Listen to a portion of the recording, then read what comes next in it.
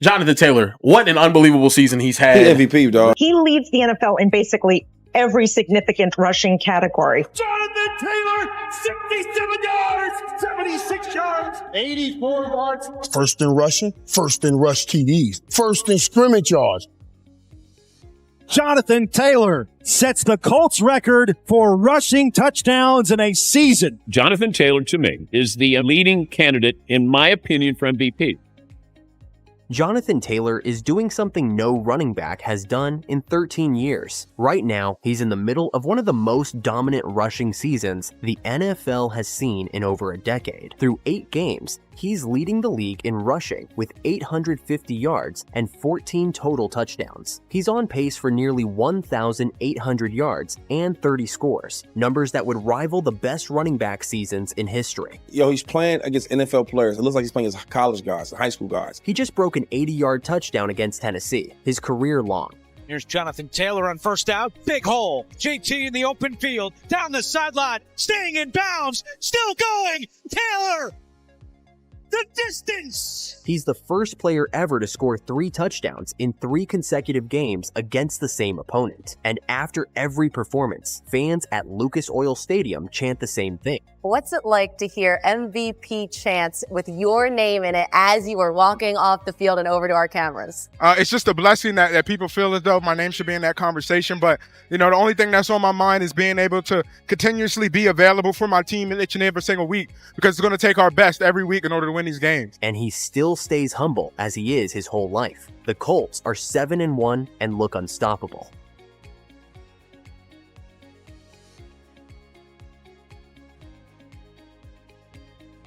I'm from Salem, New Jersey, a small town, and coming from a small town, it wasn't going to be easy to play at the next level, but I just knew it was going to take hard work. His mom, Elizabeth Taylor, a longtime educator, built their world on structure, faith, school, and discipline, in that order. Taylor was the kind of kid who said yes ma'am before he could spell it. He read books about planets and black holes, and dreamed about space, not stadiums. He told friends he wanted to be an astrophysicist because he liked asking why. It's not until you actually get a telescope your mind starts to wander and your thoughts start to run about what is out there.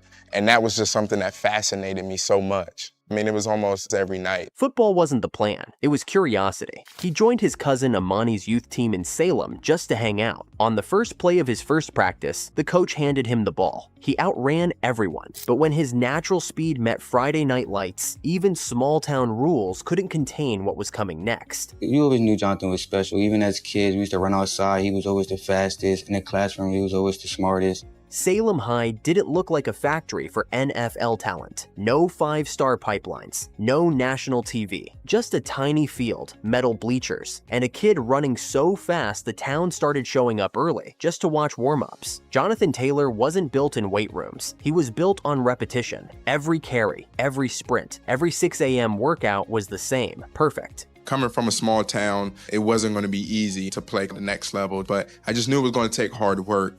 I was Jonathan's head coach in high school. He was always a kid who could have been part of the distractions, but he wasn't. By his junior year, he was unstoppable. 2,800 rushing yards, 37 touchdowns. But when college scouts came, they saw good speed, not elite speed. That label stuck. So instead of sulking, he joined the track team. The following summer, he clocked a 4.4240. Then came the recruiting twist. He verbally committed to Rutgers. Salem running back Jonathan Taylor, Rutgers' latest class of 2017 commitment. Talk a little bit about what went into your decision to commit to Rutgers. Well, I love the culture that Coach Ash is creating. He really speaks about how all the talent in Jersey, if it stays home, Rutgers could become a powerhouse. Visited Harvard 3 times, nearly enrolled for astrophysics. Before Wisconsin called, Taylor flipped his commitment. Big Ten football, academic reputation, a system built for power backs. It was the perfect fit. And in Madison, it took all of 2 weeks for that quiet genius to rewrite everything. He arrived at Wisconsin as a freshman buried on the depth chart, the 5th running back in a loaded room. The plan, red shirt, learn, wait your turn. 2 weeks later, that plan was gone. Taylor with running room, and Jonathan Taylor breaks into the clear. Taylor down the sideline. He's gonna dance in with the answer.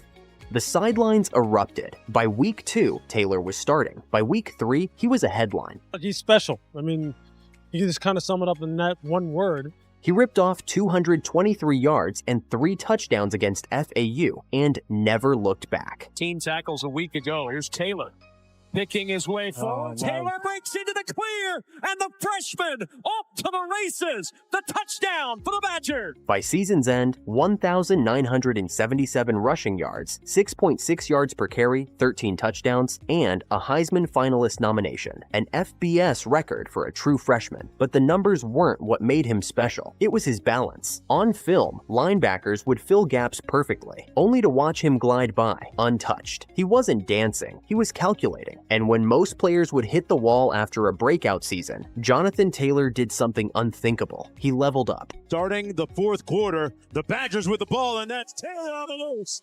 The turbo kicked in. They got the Gophers. In 2018, he came back faster, stronger, sharper, a machine in motion, and got his first Doak Walker Award as the nation's best running back. He did it again in 2019. Only 3 backs in college football history have done that back-to-back. Taylor joined the list next to Ricky Williams and Darren McFadden. By the time he declared for the draft, he had 6,174 career rushing yards, more than any FBS player through a junior season. 12 200-yard games, tying the NCAA record. He even ran a leg on Wisconsin's 4x100 relay team at the Penn Relays, because greatness wasn't enough. Efficiency had to have proof. But here's where the story gets interesting. After one of the greatest college careers ever, Jonathan Taylor watched the first round pass by completely.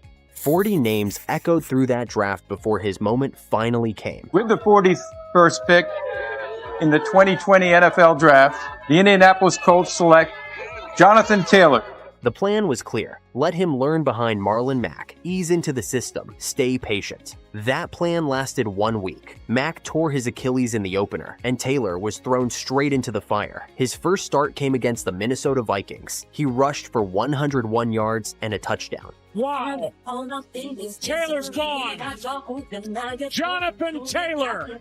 Goodbye, touchdown. By December, he was playing like a veteran. Week 17 against Jacksonville, win and in for the playoffs. Taylor responded with a 253-yard, 2-touchdown masterpiece, breaking the Colts' single-game rushing record. Taylor's gonna finish it. Jonathan Taylor to the house. He finished his rookie season with 1,169 yards, 11 touchdowns, and a spot on the PFWA All-Rookie team. But what impressed coaches most wasn't production, it was poise. No ego, no panic, just professionalism. And that organization, that relentless precision, was about to make him the most dangerous running back in football. Because year 2 wasn't just a breakout, it was an explosion. Every carry looked the same. Patience, explosion, devastation. He didn't need space, he created it. Taylor, a stiff arm. Taylor on his way. Inside the 20 and down in the red zone at the safety. Jonathan Taylor is playing that MVP level. Many consider to be an MVP candidate. Yes, he has a legit shot for MVP. For me, he is the MVP. Taylor, touchdown! That year, he became the NFL rushing leader with 1,811 yards and 18 rushing touchdowns, the youngest player in history to ever hit those marks. Unanimous first-team All-Pro. His defining moment came in Buffalo, a top-3 defense, a hostile crowd. Taylor scored 5 touchdowns in one afternoon, 4 on the ground, 1 through the air. The Bills' defense looked stunned. Fans started chanting his name in enemy territory. And then came New England, a 67-yard dagger that sealed the game and pushed the Colts back into playoff contention. Taylor's gonna finish it!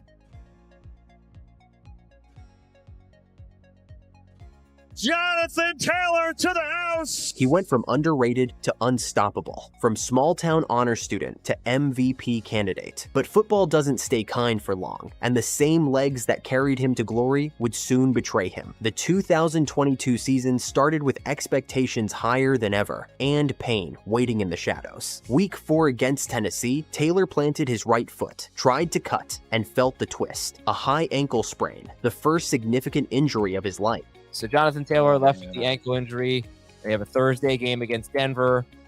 let's say he's out. What does the backfield look like? For a guy who never missed a practice, suddenly missing games felt wrong. He was placed on injured reserve. The Colts spiraled, swapping quarterbacks, firing their coach, and watching a playoff team unravel. For Taylor, it was his first real taste of helplessness. Still, even hurt, his teammates said he showed up every day, headset on, encouraging backups, reviewing blitz pickups on film like he was still starting Sunday. Off the field, he doubled down on recovery, ice baths, ankle mobility work, mental reps. He refused to call it a setback. He called it a pause. But in the NFL, every pause invites noise, because when the next season rolled around, his biggest opponent wouldn't be a defense, it would be his own franchise. Taylor, running back for the Indianapolis Colts, who at one point was in an MVP of the entire NFL conversation. Now, we're 1 year removed from a season in which he did not play good football. Running backs across the league were getting squeezed, salaries dropping, franchises cutting corners. Jonathan Taylor was next. He wanted security. The Colts wanted patience. Jonathan Taylor's learning a very hard lesson in the National Football League.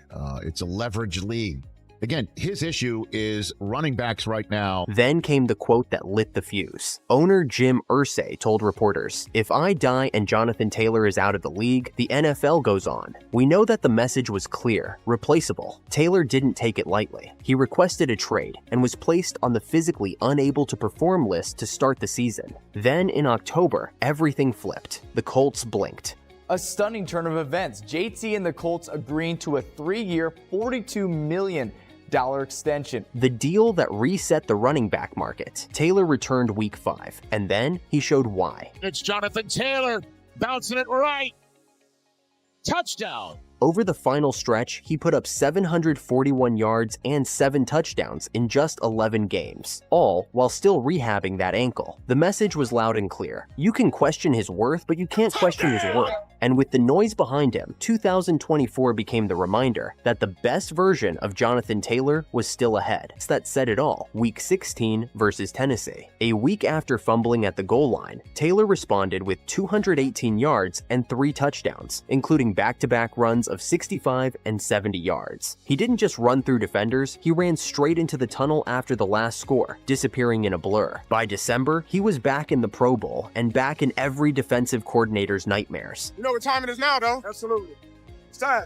It's time. It's JT time now. But what makes Taylor special goes deeper than yards or speed. I don't know if there's anybody in town that doesn't know Jonathan Taylor. You know, the city is proud of him.